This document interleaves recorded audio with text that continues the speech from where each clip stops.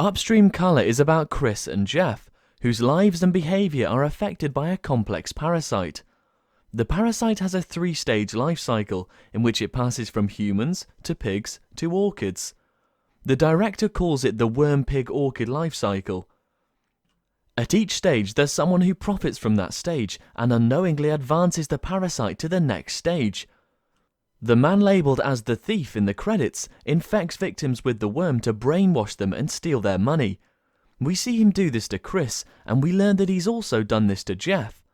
The second person, to whom the credits call the sampler, takes the worm from the victims and puts them into the pigs. The transfer of the worm establishes a connection between the victim and the pig.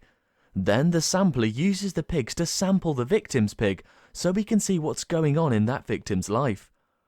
The sampler then uses these expire cues to inspire him to record music, which he then sells through his record company. The third group of people are the orchid farmers, who, when the sampler disposes of the pigs by bagging them and throwing them into a nearby stream, which causes the parasites to leak out the pig, turning white orchids that sprout to turn blue, pick these rare blue orchids to sell them.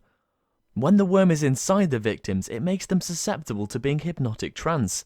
During this trance, the thief orders his victims to sell their possessions, take out mortgages on their homes.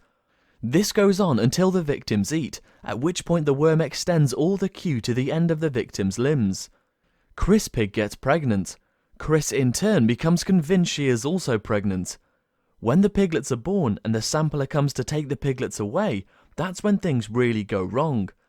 This makes Chris's pig and Jeff's pig angry and scared because someone is taking away their kids, which is why Chris and Jeff to feel angry and scared.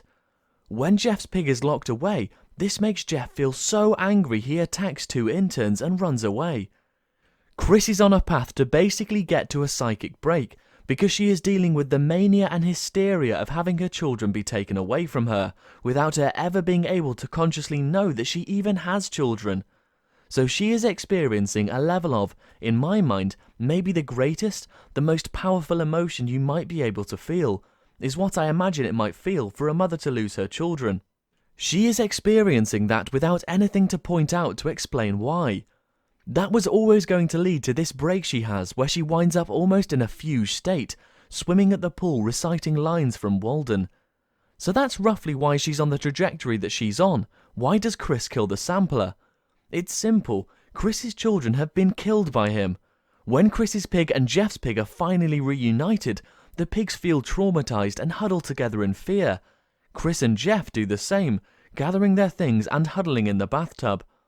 The themes may be numerous and varied, but the story does have an impeccable logic even if it is buried.